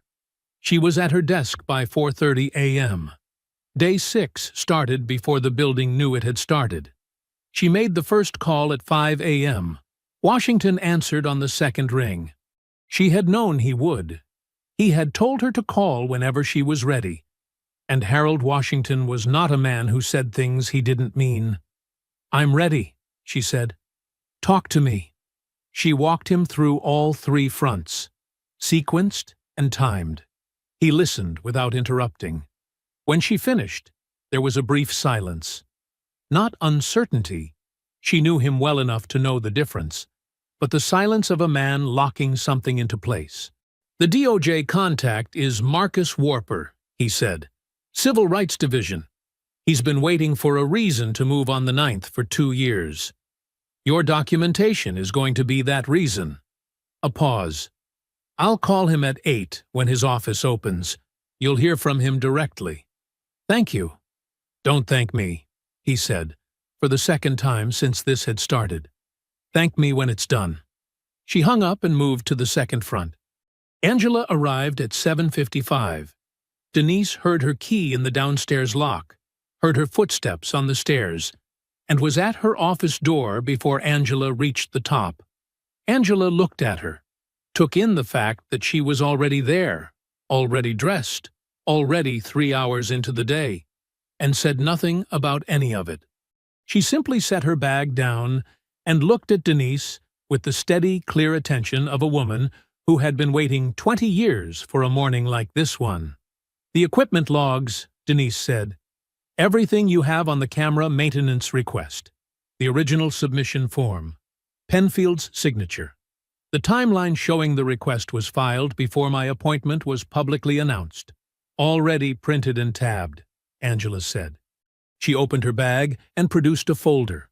Clean, organized, indexed. Of course it was. Denise took it and looked through it quickly. Every page was there, every date aligned. The original maintenance request, time-stamped and signed, sitting on top like a question that had already answered itself. She looked up. "This goes to the OPS today, formally submitted as evidence of premeditation. I need you to be the submitting witness."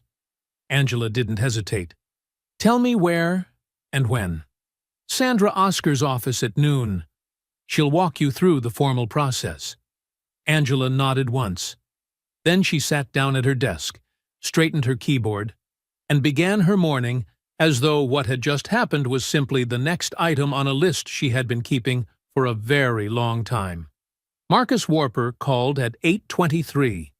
His voice was direct and unhurried, the voice of a man who had spent years inside federal bureaucracy without letting it slow him down. "Deputy Chief Washington tells me you have documentation of a systematic pattern of targeted harassment and forced attrition going back 6 years, he said. "Walk me through it." She did. 15 minutes, no detours, no unnecessary qualifications. The 6 officers, the pattern, the union complaint machinery, the camera sabotage, Tracy Barry, the witness intimidation, the call to Tracy's employer before 7 a.m. on day 5. When she finished, Warper was quiet for a moment. "The Westfield PD has been on our passive monitoring list since 2019, he said.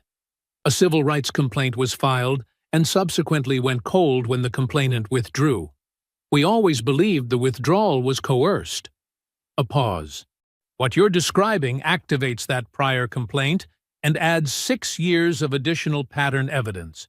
That's not an internal disciplinary matter anymore, Captain Montana. That's a federal civil rights investigation." She felt something settle in her chest, solid and permanent. "I'll need your full documentation package," Warper continued. "I'll also need a formal interview. And the witness, Tracy Barry. Is she willing?" "Not yet," Denise said honestly. "But she will be when I can tell her she's federally protected. Under the federal whistleblower statute, the moment she agrees to cooperate with our investigation, her employment and professional record are fully protected from retaliation." Warper's voice was careful and precise. "That protection is immediate and enforceable. Tell her that." "I will. You'll have a formal letter of federal inquiry by end of day. That letter changes the legal landscape of everything currently in motion at the OPS level. The union will see it. Their attorneys will advise them accordingly." He paused. "They're going to know the ground has shifted." "Good," she said. "I want them to know." She called Tracy at 9:15. She told her about Warper. She told her about the federal inquiry. She read her the exact language of the whistleblower statute protection. Slowly, clearly, every word. When she finished, the line was quiet. "No one ever told me I could be protected," Tracy said. Her voice was not frayed this time. It was something else. Something that sounded like a person setting down a weight they had been carrying so long they had forgotten it wasn't part of them. "I know," Denise said. "That's what they were counting on." A long breath on the other end of the line. Tell me what I need to do, Tracy said. By noon, the formal documentation package had been submitted to Marcus Warper's office. Angela had completed her witness submission at Sandra Oscar's office with the camera evidence. The federal letter of inquiry was received at the OPS at 4:17 p.m. At 4:22, Denise's phone rang. It was Sandra. "Green just called me," Sandra said. She sounded, for the first time since this had started, like she was almost smiling. "He wants to know if we're open to a conversation." Denise looked at the window, at the parking lot below, at the building that had tried to swallow her on day one and had spent every day since trying to finish the job. "Tell him we'll see him at the hearing," she said. She hung up. She looked down at her legal pad. At the 3 fronts, mapped and sequenced, and now, all 3 of them, in motion. She drew a single line through each one. Then she turned to a fresh page, wrote the date at the top, and kept working. The machine had a wrench in it now, a large one. He was standing outside her office door at 7:43 a.m., day 7. The building was filling up around him, morning shift arriving, the familiar sounds of the precinct coming to life.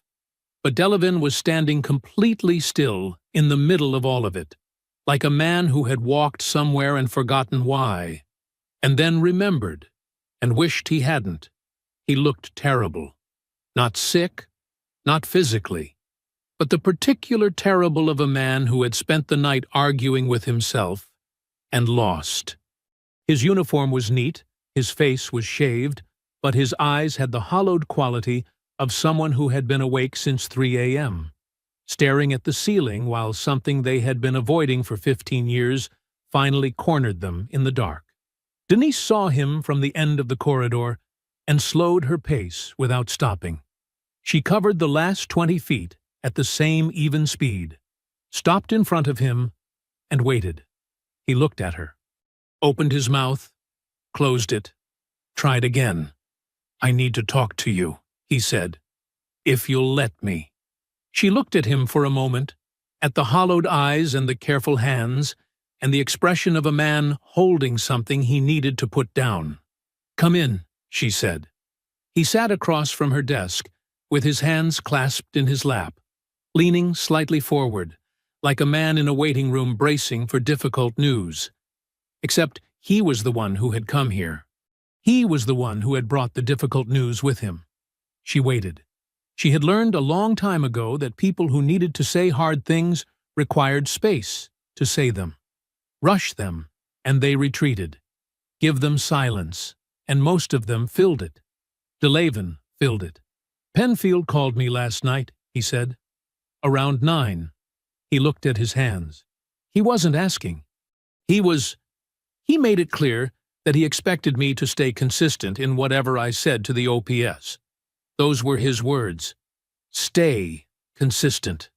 A short, humorless exhale. He reminded me of how things work at the 9th. He reminded me that we'd been through a lot together, and that people who understood how things worked tended to come out fine. His jaw tightened. People who didn't. "That's a threat," Denise said. "Yes," Delavan said simply. "It is." He was quiet for a moment. She let him be quiet. "I've been at this precinct for 15 years, he said. "I've watched things happen in this building that I looked away from. Not because I didn't know they were wrong. Because it was easier. Because the price of not looking away seemed—" He stopped. Seemed too high. He reached into his jacket and produced a folded document. He leaned forward and placed it on the desk between them. "That's a written recantation of the statement I filed with the OPS on day 5. Every part of it that shaded toward Penfield's version, retracted. I've noted that my original statement was influenced by pressure from Sergeant Penfield, and does not accurately represent what I witnessed or knew." He sat back. "I'll testify truthfully at the hearing. Whatever that costs me, I'll pay it." Denise looked at the document. She didn't pick it up yet. "What changed?" she asked. Not accusatory. Genuine. He looked at her for a moment. Something moved across his face, complicated and private. The expression of a man revisiting something he normally kept behind a closed door. "My daughter joined the force," he said. "Different precinct. 3 months ago." He paused. "She called me last week. She was excited about a new sergeant she'd be working under. Said he seemed fair. Said she felt like she was going to be okay there." He stopped. His voice had changed. Quieter. Like he was talking to himself as much as to her. "And I sat in my kitchen last night after Penfield's call, and I thought about her walking into a break room. And I thought about Tuesday morning. The room was very still. I thought about the fact that I was in this building when it happened," he said. "And I did nothing." He looked up at Denise directly. "I have been doing nothing for 15 years. And I have a daughter who just put on a badge." She held his gaze. She thought about 6 names in a column on her legal pad. About Tracy Barry and a box under a bed. About Priya's shaking hands and the young officer in the corner who had been sitting in this building for 3 years, doing the math on what speaking up would cost her. She thought about all the Frank Delevins in all the precincts in all the years. The men who weren't cruel, who weren't the ones pouring drinks or filing false complaints, but who had learned to make themselves invisible when it mattered.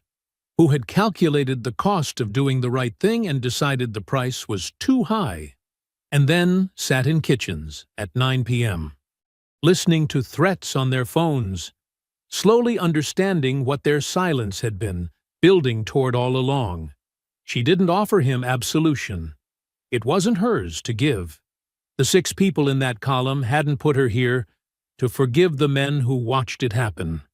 But she also understood that a man who arrived late at the right choice was still a man who had arrived. "I need you at that hearing," she said. "Truthful testimony. Everything you know, and everything you saw, and everything you were told to stay consistent about." She held his gaze. "Can you do that?" "Yes," he said. No hesitation. "Then be in that room." She picked up the recantation document and placed it in her folder. "That's what I need from you." He nodded. He stood, straightened his jacket with the careful hands of a man trying to hold himself together through the force of small physical actions, and walked to the door. He paused with his hand on the frame. She recognized the posture. Priya had stood in the same spot a few days ago with the same uncertain wait about whether to say one more thing. "For what it's worth," he said, without turning around. "I'm sorry. For all of it. For 15 years of it." She looked at the back of his head, at the graying hair and the tired shoulders of a man who had finally, at great personal cost and considerably late, done the thing he should have done a long time ago. "Be in that room, Lieutenant," she said. "That's worth something." He left. She sat alone in her office for a moment. The building moved around her. Phones, footsteps, the radio from dispatch down the hall. She looked out the window at the precinct floor below. Penfield was at his desk, head down, focused, performing the ordinary morning of a man with nothing to worry about. He had made his calls. He had applied his pressure. He had done everything the machine had always done, and he was waiting, with the confidence of long practice, for it to work. He had no idea that the last person he thought was his had just walked through her door. She picked up her pen. She turned to the hearing preparation section of her legal pad, the one she had started the night before, and she kept working. The City Hall conference room was on the 4th floor. Denise arrived at 8:15 a.m., 45 minutes before the hearing was scheduled to begin. She wanted to be in the room before anyone else. She wanted to see it empty, understand its dimensions, and choose where she would sit before anyone else could make that choice for her. The room was long and narrow, with high windows along one wall that let in flat morning light. A rectangular table ran down the center. 3 chairs on one side for the OPS panel. a DOJ observer seat at the near end. Two tables facing each other across the open floor. One for the department's case, one for the union's. She set her files down at the department table. Clean stack, tabbed and indexed. Every document in the exact order she would need it. Then she stood at the window and waited. Angela arrived first. She came in carrying a 3-inch binder, navy blue, labeled in clean block letters, and set it on the table beside Denise's files without a word. She sat down, folded her hands, and looked straight ahead. 20 years of documentation, every page of it earned. Sandra Oscar arrived at 8:30 with her briefcase and a focused, quiet energy that Denise had come to rely on. They exchanged a brief look, the look of two people who had been through something difficult together and were nearly on the other side of it. Tracy Barry came in at 8:40. She was wearing a dark blazer. Her hair was pinned back. She looked composed of someone who had worked very hard to get there and intended to hold it. She found Denise's eyes across the room and held them for a moment. Denise gave her the smallest nod. Tracy sat in the gallery behind the department table. She placed her bag on the floor, folded her hands in her lap, and looked at the wall ahead of her like she was reading something written there that only she could see.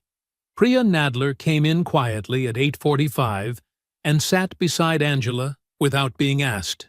Her hands were still. Today, they were still. At 8:50, DeLavin entered.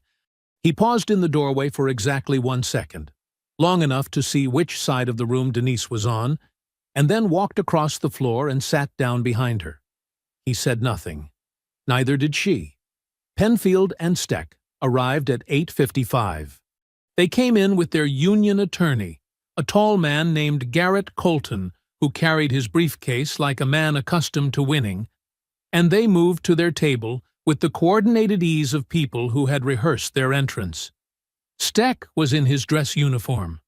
Penfield was in his, every button sharp, his posture calibrated to project confidence. He scanned the room as he entered. Force of habit. The king checking his kingdom. His eyes moved across the gallery and found Tracy Barry. Something happened in his face. Fast, involuntary, and gone in under a second. But she had been watching for it, and she saw it. The slight contraction. The almost imperceptible recalibration of a man who had expected a different room than the one he had just walked into. His eyes moved to DeLavin. This time the reaction was harder to hide. His jaw tightened. His chin came up. He looked away and sat down, and she watched him lean close to Colton and speak in a rapid, low voice that Colton answered with a slight, professional nod. The 3-member OPS panel entered at 9 a.m. exactly. They took their seats at the head of the table. Panel chair Miriam Olive, retired judge, 63, with the patient and immovable energy of a woman who had presided over difficult rooms for 40 years and found none of them particularly surprising anymore. 2 assessors flanked her, notebooks open.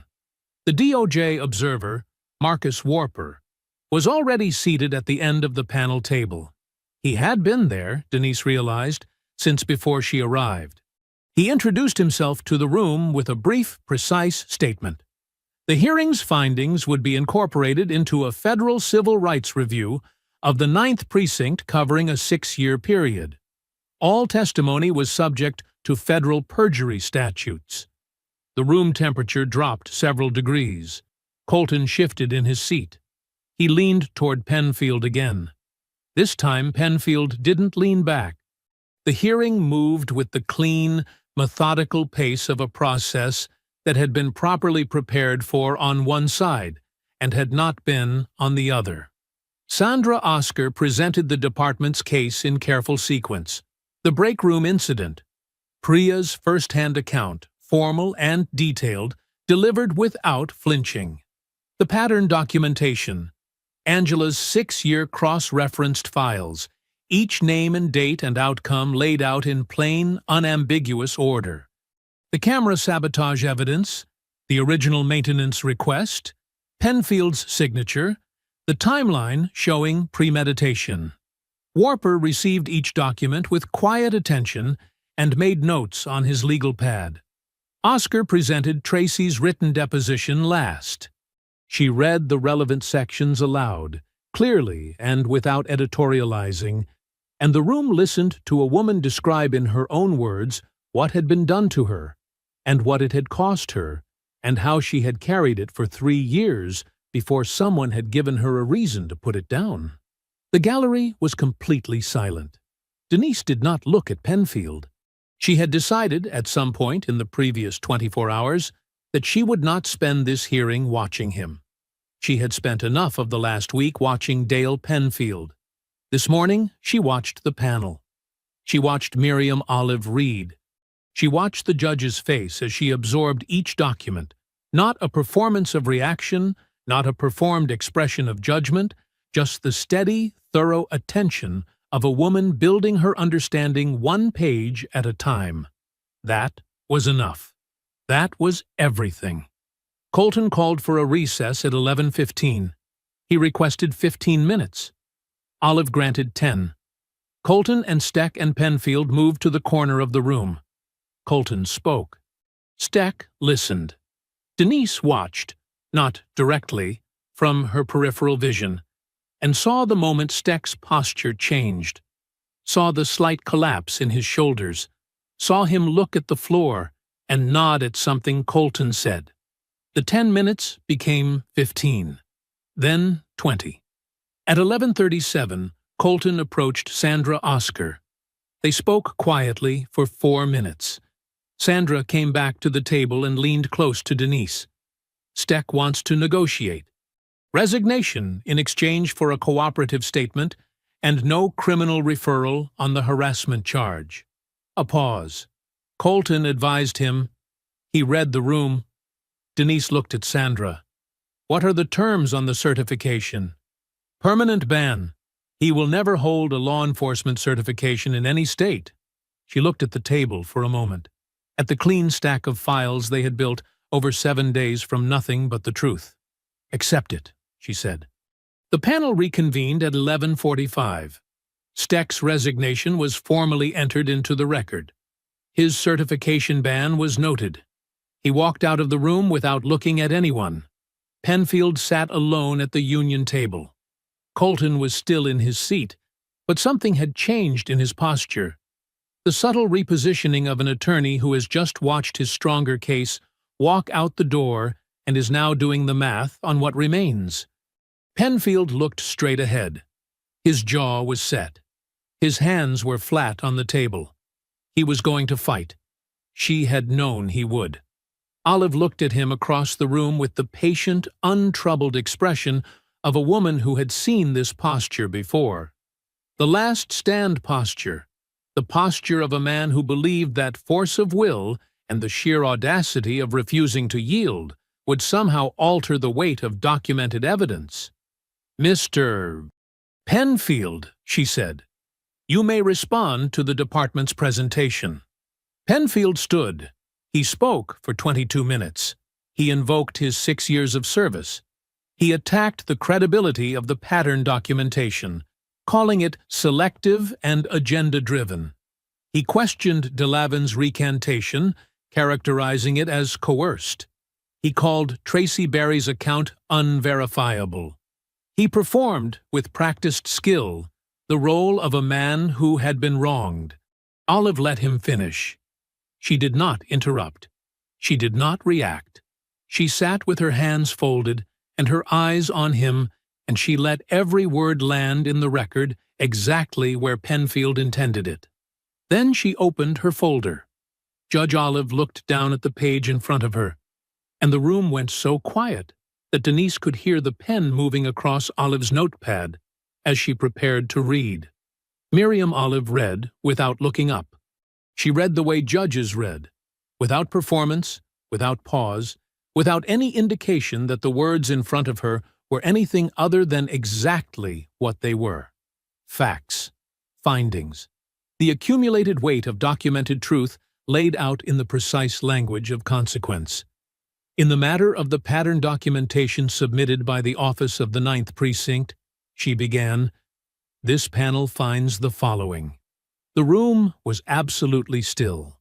Between the years 2019 and 2024, 6 officers assigned to the Westfield Police Department's 9th Precinct departed under circumstances that, when examined collectively, constitute a demonstrable pattern of targeted attrition. She turned a page. These departures were disproportionately concentrated among female officers and officers of color. In each case, the departure was preceded by a period of documented harassment, a union complaint filed against the departing officer, and in 3 cases, a strategic disclosure of unverified conduct allegations to local press. She paused, not for effect, to turn the page. The panel further finds that the breakroom incident of day 1, in which a superior officer was subjected to deliberate physical humiliation in the presence of multiple witnesses, was not an isolated act of misconduct. It was consistent with the established pattern, and was carried out with the expectation of institutional impunity. Penfield's attorney made a small note on his pad. His face was professionally neutral. His pen was moving too fast for neutral.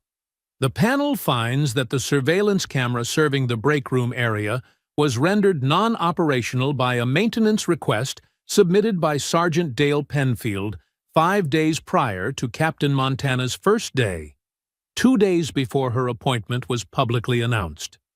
Olive looked up for the first time. She looked directly at Penfield. The panel finds that this constitutes premeditated obstruction of evidence and deliberate interference with the command authority of a superior officer. Penfield stared back at her. His jaw was a hard line. His hands were flat on the table. He was still performing, still holding the posture of a man who would not yield. Olive looked back down. In the gallery, we note the presence of former Officer Tracy Barry, whose written deposition this panel has reviewed in full. A brief pause. Her account is consistent, documented, and credible. The panel further notes that an anonymous contact was made to her current employer on the morning of Day 5 of this proceeding, suggesting conduct-related reasons for her resignation from the department. This panel characterizes that contact as witness intimidation and refers it to the appropriate authorities for criminal review. In the gallery, Tracy Barry sat very still. Her hands were in her lap. Denise could see them from where she sat. Not shaking, completely still. The stillness of a person who has been waiting a long time for something to be said out loud in an official room. Olive set down the findings document and picked up a second page. This panel's determination regarding Sergeant Dale Penfield. Penfield's attorney put his pen down. The panel finds that Sergeant Penfield's conduct constitutes a sustained and deliberate pattern of targeted harassment, systematic abuse of institutional authority, premeditated obstruction of evidence, coordinated interference with the command authority of a superior officer, and the willful cultivation of a hostile work environment that caused measurable harm to multiple officers over a period of not less than 5 years. The room received each word. The panel's recommendation is as follows. Olive's voice did not change. It was the same measured, unhurried voice it had been since she began. Termination from the Westfield Police Department, with cause, effective immediately. Forfeiture of pension benefits, subject to formal review proceedings.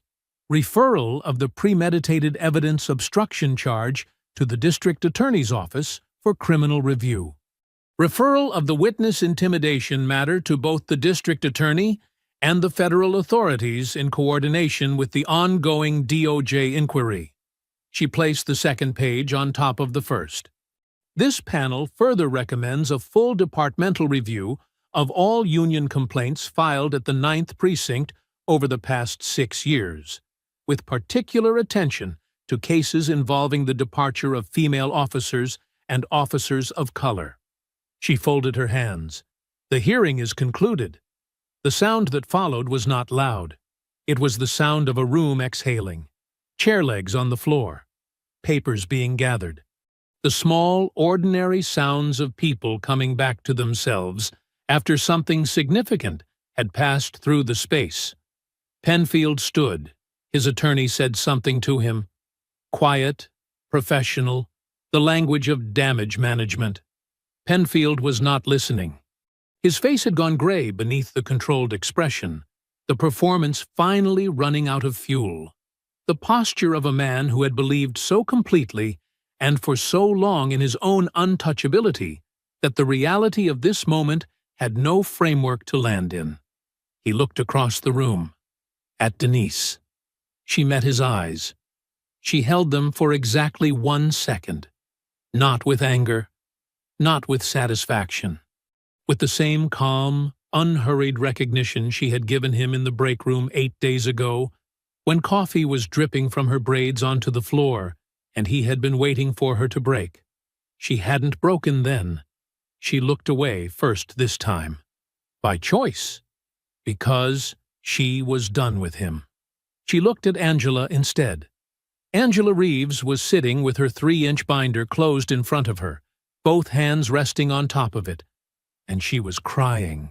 Quietly, without embarrassment, the way a person cries when something they have carried for a very long time is finally put down for good.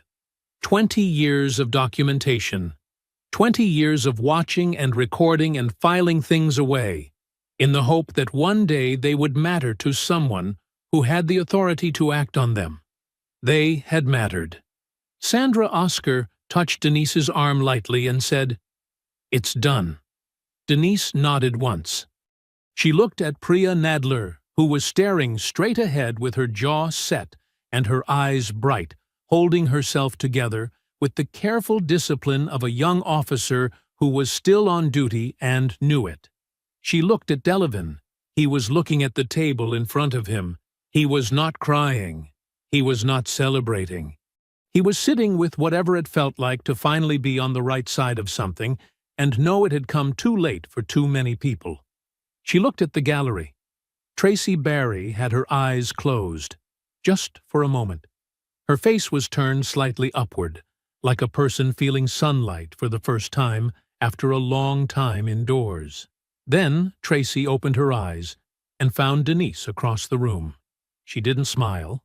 Neither did Denise. They just looked at each other. Two women who had walked through the same fire from different directions and had come out on the same side of it.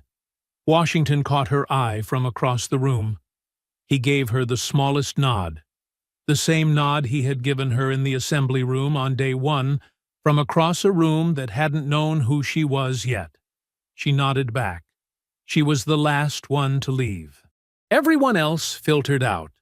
The panel, the observers, Sandra, Angela, Priya, Delavan, and finally Penfield, who left without looking back, followed by his attorney's quiet, urgent voice in the corridor. Denise sat alone in the hearing room for 3 minutes. She looked at the high windows and the flat afternoon light coming through them. She looked at the rectangular table and the empty chairs. She looked at her clean stack of files, tabbed and indexed, every document exactly where she had put it, nothing out of place. She thought about a gas station parking lot at 6:12 a.m. on day 5, about a travel mug of cold coffee held in both hands outside a building at 7:42 a.m. on day 1, about a bathroom mirror and a damp uniform and a decision made in the silence of a locked room. She thought about 6 names in a column. She stood up. She buttoned her jacket. She gathered her files in one clean motion and walked to the door. She did not look back at the room. She walked out into the corridor, and without breaking stride, she headed for the elevator. She had work to do. 3 weeks later, Tuesday morning, the same day of the week she had first walked through that door, Denise pulled into the parking lot at 7:43 a.m. 1 minute later than day 1, a fact she noted without particular significance, and then let go. She turned off the engine and sat for a moment in the quiet of her car. Not because she was preparing herself, not because she needed to steal something, or settle something, or talk herself into what came next. Just because it was a Tuesday morning in early autumn, and the light was good, and she had learned, over 15 years, and especially over the last 3 weeks, to take the quiet moments when they came. She picked up her bag and got out of the car. The precinct lobby was the same as it had always been. Same faded sign above the door, though someone, she had put in the maintenance request herself 2 weeks ago, had replaced the burned-out bulb behind the W. The sign read, Westfield in full now. All letters lit, pale yellow and steady. Small thing. Real thing. She pushed through the front door, and the desk officer looked up, came to attention. "Good morning, Captain." "Good morning," she said, and kept moving. The changes were not dramatic. She had not wanted dramatic. Dramatic was loud and performative and faded. She had wanted structural, the kind of change that embedded itself into the daily operations of a building and stayed there long after the headlines moved on. New complaint intake process. All formal complaints now logged through the Civilian Administrative Office, Angela's office, with a mandatory timestamp and a copy filed directly with the OPS. No more paperwork that got lost. No more maintenance requests that disappeared into a backlog. Every document, every date, every signature. Permanent and visible. Officer wellness check-ins. Voluntary, confidential, and made available through an external provider with no internal reporting chain. Priya had suggested it. Denise had approved it within 48 hours. A mandatory review of all open and closed union complaints filed at the 9th going back 6 years, being conducted jointly by Sandra Oscar's office and a DOJ-appointed assessor. Slow work, careful work, the kind that didn't make the front page but mattered more than anything that did. These were the things she had built in 3 weeks. There would be more. She stopped at Angela's desk on her way upstairs. Angela was already at her keyboard, reading glasses on, a fresh coffee beside her monitor. She looked up when Denise approached, and the expression on her face was the one it had settled into over the past 3 weeks. Not the careful professional neutrality of a woman waiting for a reason to trust, but something more open, more present. The face of a person who had put something down and found out she could move more freely without it. "Morning, Ms. Reeves." "Morning, Captain." Angela paused. "You have a call at 9 from Sandra's office, and—" She reached to the edge of her desk and produced a small envelope. "This came for you yesterday afternoon, hand-delivered." Denise took it. Her name on the front, handwritten. She recognized the writing. She put it in her jacket pocket and headed upstairs. Priya was in the corridor outside the bullpen, heading toward the equipment room with a case file under her arm. She stopped when she saw Denise and straightened. Not the reflex straightening of a junior officer in the presence of command, but the particular straightening of a person who was proud of where they were standing and who they were standing in front of. "Detective track orientation is Friday," Priya said. There was something in her voice that was new. Not louder, fuller, like a person who had finally found the room their voice was meant for. "I know," Denise said. "I signed your paperwork yesterday." Priya nodded. She started to move past, then stopped. She looked at Denise with the direct, uncomplicated gaze of someone who had decided that saying the thing was better than not saying it. "Thank you," she said, "for all of it." Denise looked at her, at the third-year patch on her sleeve, at the steady hands that had shaken when they'd signed a statement in this building 3 weeks ago and were not shaking now.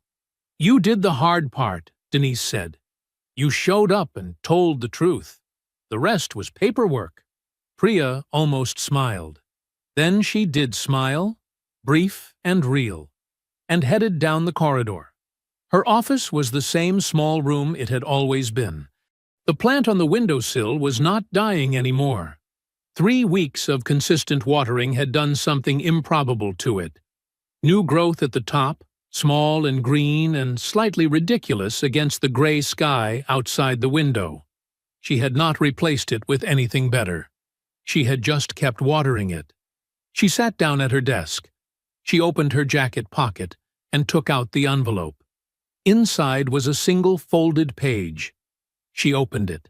"Captain Montana, I got a call from my boss this morning.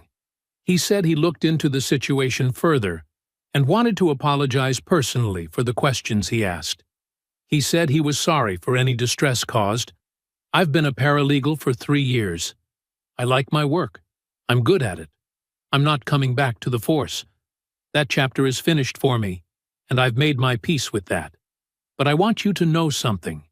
For 3 years, I carried what happened at the 9th, like it was my fault, like I had done something wrong by refusing to stay quiet and go along. I couldn't put it down. I tried, and I couldn't. I put it down the day you called me and told me the protection was real. I put it down in that hearing room when Judge Olive said my name and said my account was credible and said what happened to me was wrong. Nobody in an official room had ever said that before. I hope you know what you did. Not just for me, for all of them, for the ones before me and the ones who would have come after if you hadn't walked into that building. Thank you for being the kind of captain worth trusting." Tracy Denise folded the letter. She held it in both hands for a moment. She looked out the window at the parking lot below, at the Westfield sign visible from this angle, all letters lit, steady and even. She thought about a woman with a box under her bed. 3 years of documents kept in the dark on the chance that someone would eventually come along who was worth handing them to. She thought about 6 names in a column. She thought about a break room and a cup of iced coffee, and 43 officers in an assembly room watching a damp-collared woman pin an insignia to her own collar. She placed the letter in the top drawer of her desk. She closed the drawer. She opened the first personnel file of the morning. Outside her window, the parking lot was filling up. Officers arriving for the morning shift, moving across the asphalt in 1s and 2s. Some of them still hadn't made their peace with who was running this precinct. Some of them probably wouldn't for a while. That was fine. She didn't need their peace. She needed their performance, their professionalism, and their compliance with a code of conduct that was now being enforced by someone who had read every file in this building and intended to keep reading. The rest would come with time. Or it wouldn't. And she would deal with that, too. She turned a page. She picked up her pen. The morning light moved across her desk in long, even angles, and the precinct hummed around her. Phones and footsteps and the distant sound of dispatch. The sounds of a building at work. Her building. Her precinct. She kept her eyes on the page and her pen moving. And she did not look up. She had work to do. If you enjoyed the story, leave a like to support my channel, and subscribe so that you do not miss out on the next one. On the screen, I have picked 2 special stories just for you. Have a wonderful day.